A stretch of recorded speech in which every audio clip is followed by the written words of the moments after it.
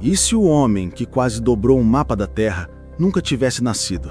E se aquele que fez reis tremerem, cidades desaparecerem e povos inteiros se curvarem diante do seu nome, simplesmente não tivesse existido? Imagine um mundo em que o maior conquistador da história não deixou marca, em que sua ausência não é apenas um detalhe, mas a chave para um destino totalmente diferente. Se você também deseja explorar os segredos do "e se", inscreva-se agora no canal. Aqui, cada vídeo é uma viagem a um universo paralelo da história, onde nada é impossível. Na realidade, Temujin nasceu em 1162 nas estepes geladas da Mongólia. Filho de um chefe tribal, marcado pela fome, pela violência e pela luta pela sobrevivência, ele se tornaria Gengis Khan, o Senhor Universal. Unificou tribos dispersas, ergueu um exército indomável e criou o maior império contíguo que a humanidade já viu, do coração da Ásia até as portas da Europa. O mundo moderno carrega cicatrizes e heranças desse homem.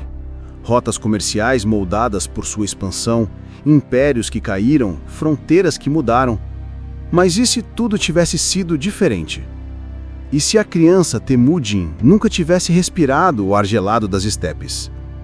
E se o destino não tivesse permitido que Gengis Khan viesse ao mundo? Sem Gengis, não há unificação mongol. Sem a unificação, as tribos permanecem divididas, presas em suas rivalidades internas. A grande onda de invasões nunca acontece. O terror que se espalhou pela China, pelo Oriente Médio e pela Europa nunca toma forma. Mas também, o elo entre o Oriente e o Ocidente criado pela Rota da Seda, sob domínio mongol, talvez não existisse da mesma forma. O que teria sido da troca de ideias, de mercadorias, de culturas? O que teria sido do equilíbrio de poder entre os grandes impérios da época? Nesse mundo alternativo, não há um conquistador para unir a estepe. Não há cavaleiros que atravessam continentes como tempestades. A China permanece intocada, os califados respiram em paz. A Europa talvez nunca conheça o medo da cavalaria mongol. Mas cuidado, a ausência de Gengis não significa paz. Significa um vazio de poder. E um vazio sempre será preenchido. O silêncio da estepe sem Gengis não é a calmaria da paz. É o prenúncio de algo ainda mais imprevisível. O mundo, sem ele, não se torna estável, ele se torna frágil, aberto a novas forças, novos senhores e talvez novos monstros. Mas quem ocuparia esse espaço vazio deixado pelo maior conquistador da história? Na próxima parte, veremos como esse mundo sem Gengis Khan poderia ter dado origem a destinos ainda mais sombrios. Sem Gengis Khan, as estepes da Mongólia não conhecem unidade. Não há bandeiras erguidas sobre um só líder. Não há juramento de fidelidade a um imperador universal. O que resta é o caos. Tribos fragmentadas presas a juramentos de sangue e guerras intermináveis. Mas será que esse caos traria paz ao mundo? Ou apenas um destino ainda mais cruel? Na história real, Gengis Khan transformou guerreiros nômades em uma máquina militar implacável. Cada arco mongol era a extensão de uma vontade coletiva. Cada cavalo era parte de uma tempestade em movimento. Sob sua liderança, tribos rivais se tornaram irmãs de armas, lutando lado a lado por um império maior que qualquer sonho. Mas, sem Gengis, essa transformação nunca acontece. O que vemos é um mosaico de pequenos senhores da guerra, cada um lutando por sua sobrevivência, sem jamais imaginar um destino maior. Essa divisão tem consequências além das estepes. A China, que na realidade sofreu invasões devastadoras, agora permanece como o gigante inabalado do Oriente. O Império Jin e a dinastia Song mantêm seus conflitos internos. Mas sem a ameaça mongol, eles respiram, eles florescem, talvez eles se fortaleçam. Enquanto isso, o Islã no Oriente Médio não sente o peso da destruição de Bagdá em 1258. O coração do mundo islâmico continua pulsando, sem o trauma que quase apagou sua chama. Mas cuidado! A ausência de Gengis não significa estabilidade.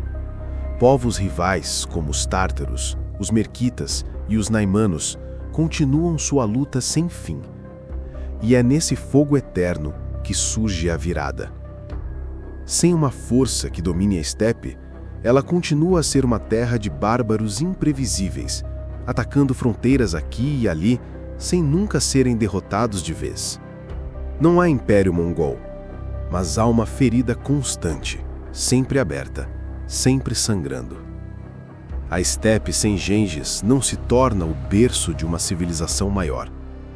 Ela se torna um campo de guerra eterno, onde ninguém vence, mas todos perdem. Um lugar onde a violência não tem limite, mas também não tem direção. Mas se a China permanece de pé, se o Islã continua forte, e se a Europa nunca conheceu o medo dos mongóis, quem então assumiria o papel de poder global que moldaria o destino do mundo? Na próxima parte, mergulharemos nas consequências para a Europa, um continente que talvez nunca tenha despertado para sua própria sobrevivência. Na história real, o trovão das cavalarias mongóis ecoou até o coração da Europa. Reinos inteiros tremeram, e até o Papa em Roma temeu pelo fim da cristandade.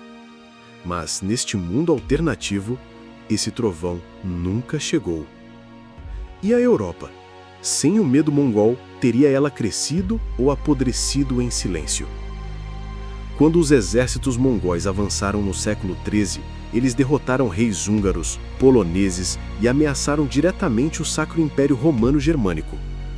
Essa sombra fez a Europa compreender que o inimigo externo poderia destruir sua fragmentação interna. O medo foi, de certo modo, uma faísca que ajudou a consolidar reinos, fortalecer alianças e criar estratégias de defesa. Mas, sem Gengis, essa ameaça jamais existiu. A Europa medieval permanece dividida, fragmentada em feudos e pequenos reinos, cada um preocupado mais com rivalidades locais do que com sobrevivência coletiva. Sem inimigos externos, o continente se afunda em suas próprias guerras. Inglaterra e França seguem presas em seus conflitos dinásticos. O Sacro Império continua um mosaico de príncipes que lutam por poder. A Península Ibérica ainda trava sua reconquista, sem jamais olhar para além do horizonte. E, talvez, sem o choque provocado pelo medo mongol, a Europa nunca desperte para uma necessidade de unificação. Nunca encontre o impulso que mais tarde levaria à centralização dos estados e, por consequência, às grandes navegações. Sem o colapso causado pelos mongóis no Oriente, as rotas da seda continuam dominadas por árabes, persas e chineses. O Ocidente não sente a urgência de buscar novos caminhos para o comércio. E aqui está a virada. Sem Gengis Khan, talvez Cristóvão Colombo nunca tivesse zarpado rumo ao desconhecido. Talvez Vasco da Gama nunca tivesse contornado a África. Talvez a própria América tivesse permanecido intocada por séculos a mais. O futuro da Europa, nesse cenário, não é de descobrimentos, é de estagnação. Enquanto outros povos florescem no Oriente, a Europa permanece em sua escuridão medieval, sem jamais abrir as portas do mundo. Mas, se a Europa não desperta, se o Ocidente não conquista os mares, quem toma o lugar de centro do mundo? Na próxima parte, vamos olhar para o Oriente, onde China e Islã, sem os golpes mongóis, poderiam se erguer como as verdadeiras potências globais. Na realidade, a China foi o coração partido pelo avanço mongol. Cidades queimaram, dinastias ruíram, milhões pereceram sob a tempestade das estepes. Mas neste mundo alternativo, sem Gengis Khan, o dragão jamais é ferido. E um dragão que não sangra pode se tornar invencível. Na linha real do tempo, a dinastia Song do Sul e o Império Jin do Norte foram destruídos pela fúria mongol. Séculos de cultura, tecnologia e conhecimento foram interrompidos pelo peso da guerra. A China foi reconstruída sob o domínio mongol da dinastia Yuan, apenas para depois cair de novo. Esse ciclo de destruição e renascimento moldou profundamente sua história. Mas aqui, sem a invasão mongol, o quadro é outro. A China mantém sua continuidade. A arte, a filosofia, a ciência e a política seguem seu curso natural, sem a interrupção da devastação. Sem Gengis, o Oriente Médio não cai. Sem Gengis, a Europa não desperta. E assim, a China continua crescendo, isolada, mas cada vez mais poderosa. Suas cidades florescem, sua burocracia se fortalece, suas invenções não são perdidas em pilhagens e incêndios. O papel, a pólvora, a bússola, a impressão, todas essas tecnologias poderiam ter alcançado maturidade muito mais cedo. E se tivessem sido refinadas e aplicadas antes do Ocidente sequer sonhar em avançar pelos mares? Aqui está a revelação. Sem o colapso imposto pelos mongóis, a China não apenas sobrevive, ela poderia ter se tornado a primeira civilização global. Imagine frotas chinesas cruzando o Índico, não séculos depois com o Zheng He, mas muito antes, em um tempo em que a Europa ainda dormia em suas trevas feudais. O mundo poderia ter sido descoberto sob bandeiras vermelhas e douradas, não com cruzes portuguesas ou bandeiras castelhanas. Um Oriente que nunca caiu poderia ter transformado o mundo em um império sinocêntrico, com a China no centro de todas as rotas, culturas e poderes. Um mundo onde o mandarim seria a língua universal, e o dragão dominaria os mares antes mesmo de o Ocidente sonhar em sair da escuridão. Mas havia outro império que também respirava aliviado sem os golpes mongóis. No coração do mundo islâmico, uma chama continuaria queimando, e talvez fosse ela a herdeira do destino global. Na próxima parte, exploraremos como o Islã poderia ter moldado o mundo sem jamais ter enfrentado a destruição mongol. Em nossa linha do tempo, 1258 foi o ano em que o mundo tremeu. Bagdá, a joia do Islã, centro de conhecimento e fé, foi esmagada sob as botas dos mongóis. Bibliotecas arderam, rios se tornaram tinta e sangue. Mas neste universo alternativo, a cidade jamais caiu, e o mundo islâmico jamais deixou de brilhar. Bagdá não era apenas uma capital política, era o coração pulsante de uma civilização. Na Casa da Sabedoria, tradutores e sábios preservavam manuscritos gregos, indianos e persas. Ali se estudava astronomia, medicina, matemática, filosofia. Quando os mongóis destruíram Bagdá, muito desse tesouro foi perdido para sempre. Mas sem Gengis Khan, sem seus descendentes, essa tragédia nunca ocorre. Bagdá continua viva. O Islã mantém sua posição como farol de ciência e cultura. Sem a destruição mongol, o Islã se fortalece ainda mais. A unidade religiosa e cultural permanece sólida, e a civilização islâmica segue expandindo suas fronteiras, conectando o Oriente com o Mediterrâneo. E aqui está o dilema. Sem a queda, não haveria um vazio a ser preenchido por outros. A Europa não se beneficiaria das rotas desviadas, nem herdaria com tanta força o conhecimento oriental. O Islã permaneceria guardião do saber, enquanto a Europa permaneceria às cegas. E se, nesse cenário, Bagdá tivesse se tornado o centro definitivo do mundo? Com sua ciência, poderia ter antecipado descobertas que mudariam o destino humano: telescópios, máquinas, navegação oceânica. Não seria o Ocidente a lançar suas caravelas, mas o Islã a projetar navios que cruzariam mares desconhecidos, levando o Alcorão e o conhecimento até os confins da terra.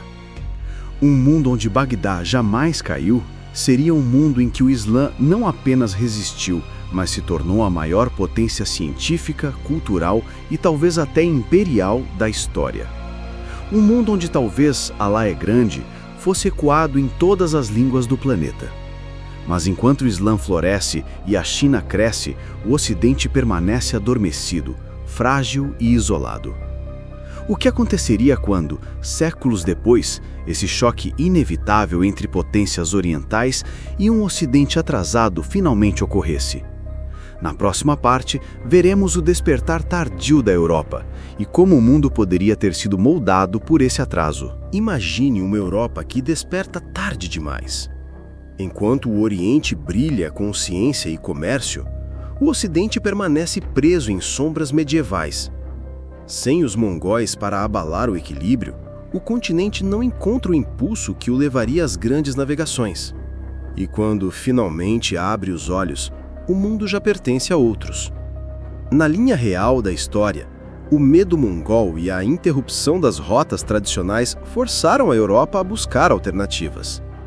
Portugal e Espanha se lançaram ao mar, abrindo novos caminhos, encontrando novos mundos. Mas neste universo alternativo, sem essa pressão, não há pressa. A Europa segue lenta, prisioneira de suas rivalidades internas, sem o choque externo que desperta sua ambição. O Renascimento ainda poderia nascer, mas tardio, restrito, pequeno diante do brilho das civilizações do Oriente. Quando finalmente ergue os olhos, a Europa encontra mares já navegados. A China controla rotas marítimas poderosas. O Islã domina o comércio terrestre. Não há espaço para a expansão europeia. Não há América para ser conquistada, não há Índias para serem alcançadas. O continente desperta, mas em um mundo que já foi moldado por outros. Eis a virada cruel. A Europa, que em nossa realidade ergueu impérios coloniais e transformou o planeta, neste mundo alternativo, não passa de uma periferia. Seus reinos, uma vez soberanos, tornam-se dependentes do comércio do Oriente. Seus reis, que um dia sonharam com impérios, tornam-se vassalos de potências maiores. O centro do mundo não é mais o Ocidente, é o Oriente. Neste despertar tardio, a Europa não é protagonista, é apenas figurante. Suas bandeiras não tremulam nos mares, suas coroas não conquistam continentes. O mundo segue um destino onde o cristianismo é apenas uma fé entre muitas, sem jamais ditar os rumos do planeta. Mas essa inversão levanta uma nova pergunta. Se o Islã e a China dominam, será que o mundo conheceria um único império global? Ou um conflito inevitável entre esses gigantes? Na próxima parte, exploraremos o choque entre Oriente e Oriente, a luta pelo domínio do planeta. Quando a Europa finalmente desperta, encontra mares já navegados e terras já conquistadas por outros. A China, com sua força naval e rotas comerciais consolidadas, controla os mares do sul da Ásia e do Pacífico, garantindo que mercadorias, ideias e tecnologias circulem de forma eficiente e centralizada. O Islã, por sua vez, domina o comércio terrestre, conectando desde a Península Arábica até a Ásia Central, mantendo cidades como Bagdá e Samarcanda como polos de riqueza e cultura. Neste mundo alternativo, sem o choque imposto pelos exércitos mongóis, não há necessidade de alianças estratégicas urgentes ou de expedições de risco. As potências orientais se fortalecem em um equilíbrio delicado, mas poderoso, criando fronteiras de influência muito mais estáveis do que na linha histórica que conhecemos. A Europa, ao tentar retomar seu atraso, percebe que cada rota que poderia ser explorada já tem senhores e guardiões experientes, cada porto que poderia ser conquistado está protegido por frotas sofisticadas, cada cidade comercial é um centro de aprendizado e produção, sem espaço para intervenção estrangeira. O choque entre Oriente e Oriente torna-se inevitável. A China, buscando expandir ainda mais suas rotas marítimas, encontra resistência muçulmana em pontos estratégicos, como o Golfo Pérsico e a Índia, onde o comércio terrestre ainda floresce sob controle islâmico. Em vez de o Ocidente disputar territórios distantes, agora a luta pelo planeta se dá entre dois gigantes que já possuem sistemas de governo, tecnologia, comércio e cultura consolidados. Guerras locais se tornam guerras globais, e pequenos impérios que, na história real, teriam sobrevivido ou crescido, agora desaparecem, esmagados entre essas forças colossais. Enquanto isso, a Europa observa. Prisioneira de suas disputas internas, ela tenta compreender o novo mapa do mundo, mas suas iniciativas são lentas e frequentemente bloqueadas. Os navegadores portugueses e espanhóis, que na nossa história abriram caminhos para o novo mundo, aqui se veem confinados a explorar apenas costas periféricas, incapazes de rivalizar com frotas chinesas já experientes em viagens oceânicas. A ciência e a tecnologia europeias, que floresceriam com o intercâmbio global, se desenvolvem mais devagar, limitadas à pressão interna de reinos rivais e à necessidade de defesa local. O Ocidente não participa da definição do destino global. Ele não dita fronteiras, não impõe sua língua, sua fé ou sua política. O centro do poder é claramente oriental, e o Ocidente é um espectador tardio tentando se adaptar a regras que não criou. Cada iniciativa europeia esbarra em sistemas já estabelecidos, e cada tentativa de impor influência é neutralizada pelas potências dominantes do Oriente. Neste mundo, a história do planeta é escrita por aqueles que, na linha real, teriam sido apenas parte do tabuleiro estratégico. O renascimento europeu se limita a pequenos centros culturais. Sua ciência cresce lentamente, e suas conquistas geopolíticas são pequenas comparadas à grandeza de impérios orientais. O destino global já foi decidido antes mesmo de a Europa tentar intervir. A ausência de Gengis Khan, portanto, não apenas atrasou a Europa, mas mudou a balança de poder do planeta para sempre. O choque entre Oriente e Oriente nos lembra que a história depende de pressão, de catalisadores, de desafios que forçam os povos a se reinventarem. Sem isso, até a Europa mais ambiciosa permanece à sombra de gigantes consolidados. Com a Europa afastada da disputa pelo poder global, o palco da história se concentra no Oriente. Dois colossos dominam o planeta: a China, mestre das rotas marítimas e guardiã de tecnologias avançadas, e o mundo islâmico, controlador das rotas terrestres e detentor de cidades prósperas e centros de saber. A ausência de Gengis Khan criou um equilíbrio que, à primeira vista, parece estável, mas sob a superfície, a tensão cresce a cada década. A China olha para o oeste, seus comerciantes e almirantes desejando expandir o domínio dos mares do sul da Ásia até a África Oriental. Suas frotas avançadas, equipadas com conhecimentos náuticos sofisticados, patrulham oceanos, estabelecem postos comerciais e mantêm a supremacia econômica. Mas em cada ponto estratégico encontram resistência. Cidades muçulmanas ricas, protegidas por exércitos bem organizados, bloqueiam a expansão chinesa pelo comércio terrestre. Samarcanda, Bagdá, Damasco e Cairo florescem, conectando rotas terrestres que rivalizam com os oceanos em riqueza e influência. Neste cenário, as guerras não são apenas militares, mas comerciais, culturais e tecnológicas.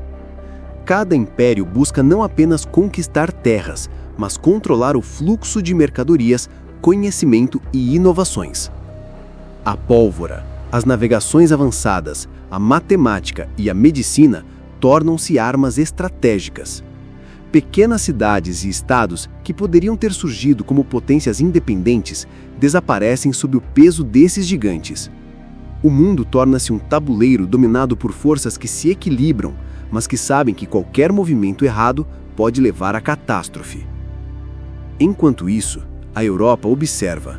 Impotente, suas frotas, quando ousam cruzar os mares, encontram navios chineses bem equipados, protegendo rotas comerciais já estabelecidas. Tentar disputar a África ou a Índia se mostra impossível sem tecnologia e coordenação suficientes.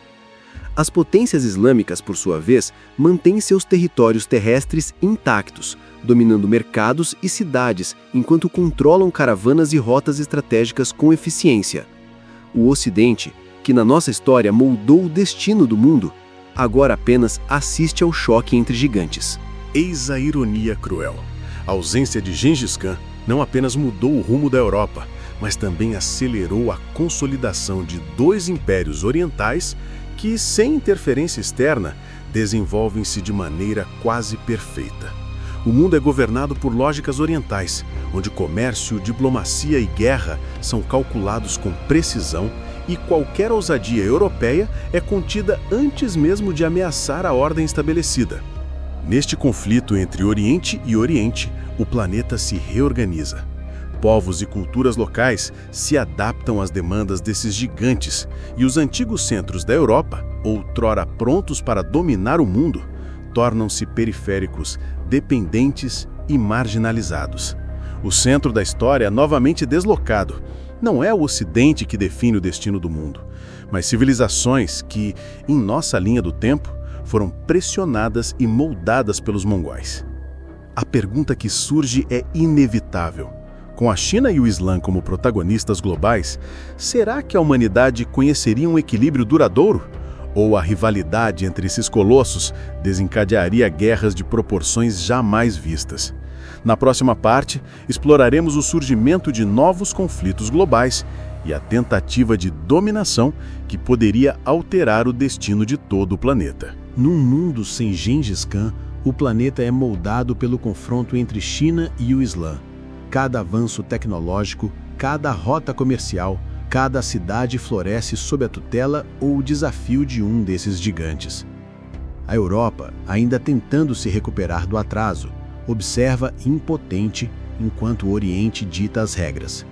Mas o impacto vai muito além da geopolítica. Ciência, comércio e cultura são profundamente influenciados por essa nova ordem global. A China, com suas frotas poderosas e sistemas administrativos sofisticados, garante que o conhecimento e a tecnologia circulem rapidamente por suas rotas marítimas.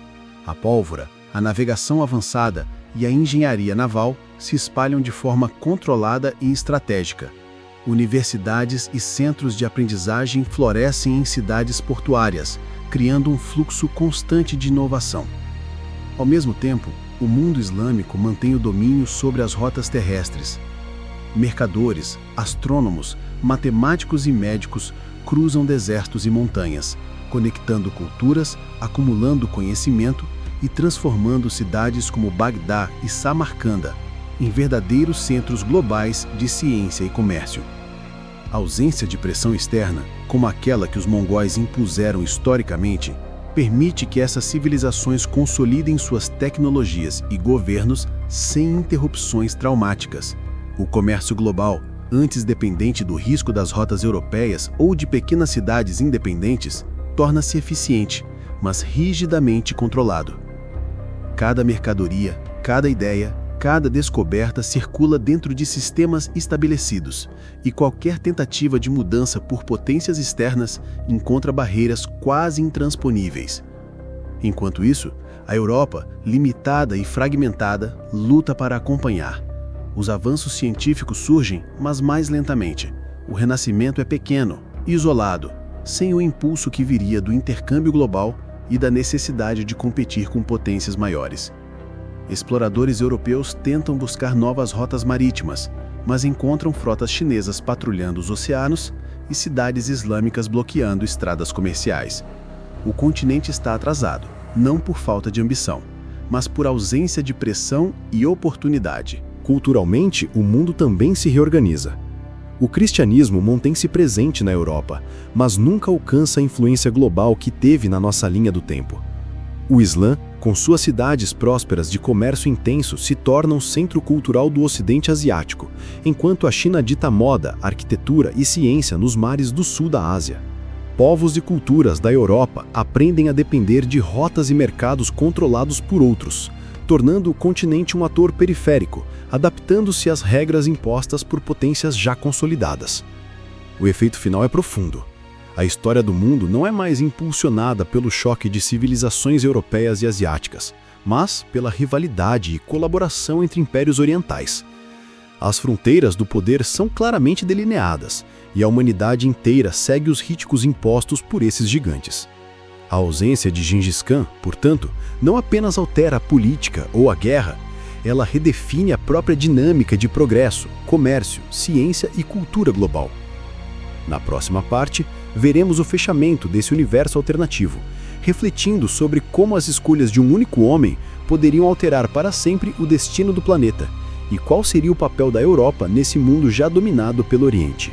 O mundo sem Gengis Khan é um mundo redesenhado, onde a história segue caminhos inesperados, ditada por forças que, na nossa linha do tempo, teriam sido apenas peças de um tabuleiro global.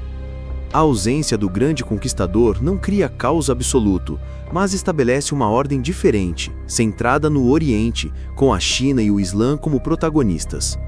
A Europa, que na realidade ergueu impérios e cruzou oceanos, neste universo alternativo, permanece periférica, observando como os gigantes orientais definem o destino do planeta.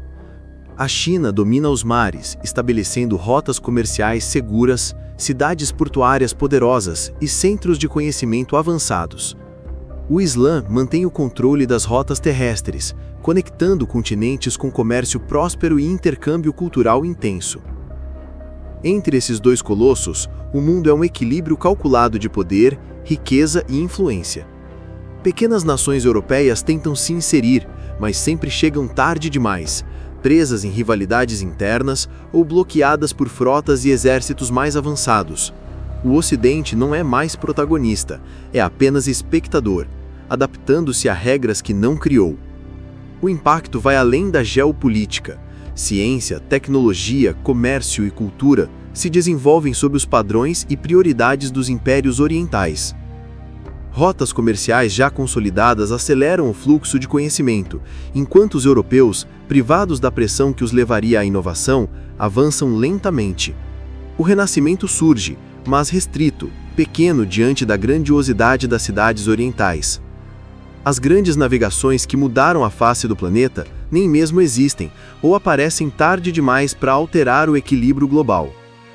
O cristianismo, que na nossa história moldou sociedades e impôs sua influência cultural e política, torna-se apenas uma fé entre muitas, coexistindo em uma Europa que nunca ditou os rumos do mundo. Povos e nações aprendem a viver sob sistemas dominados por civilizações orientais, adaptando-se à lógica e ao ritmo desses impérios consolidados. O planeta inteiro segue um destino onde a liderança global não é disputada por conquistadores europeus, mas gerida por sociedades que, na linha real da história, teriam sido apenas uma etapa no caminho dos mongóis. A reflexão final é clara e poderosa. Um único homem, Gengis Khan, alterou a história de tal forma que sua ausência muda não apenas um continente, mas o planeta inteiro. Sua vida e ações foram catalisadores de mudanças, pressões e movimentos que impulsionaram sociedades, aceleraram descobertas e moldaram civilizações. Sem ele, o mundo segue uma trajetória mais lenta, mais ordenada e orientada de maneira totalmente diferente. O centro do poder desloca-se para o Oriente, a Europa desperta tarde, e o planeta inteiro vive sob a influência de gigantes que teriam sido apenas coadjuvantes na história real. No fim, a história nos ensina sobre fragilidade e causalidade. A existência ou ausência de um indivíduo pode definir o destino de povos inteiros. Gengis Khan, com sua vida, visão e brutalidade estratégica, foi um desses indivíduos. E neste mundo alternativo, sua ausência nos revela que o curso da humanidade poderia ter sido outro, onde o Ocidente é apenas figurante, o Oriente reina absoluto, e a face do planeta é definida não por sonhos europeus, mas por gigantes consolidados do outro lado do mundo. E agora, eu quero saber de você. Se um único homem pôde mudar o destino de todo o mundo, como você acha que a história teria se desenrolado em outras linhas do tempo? Deixe nos comentários a sua teoria mais ousada. Compartilhe este vídeo com quem ama imaginar mundos alternativos e não se esqueça de se inscrever para continuar explorando essas histórias que nos mostram que, às vezes, a história inteira pode depender de apenas uma vida.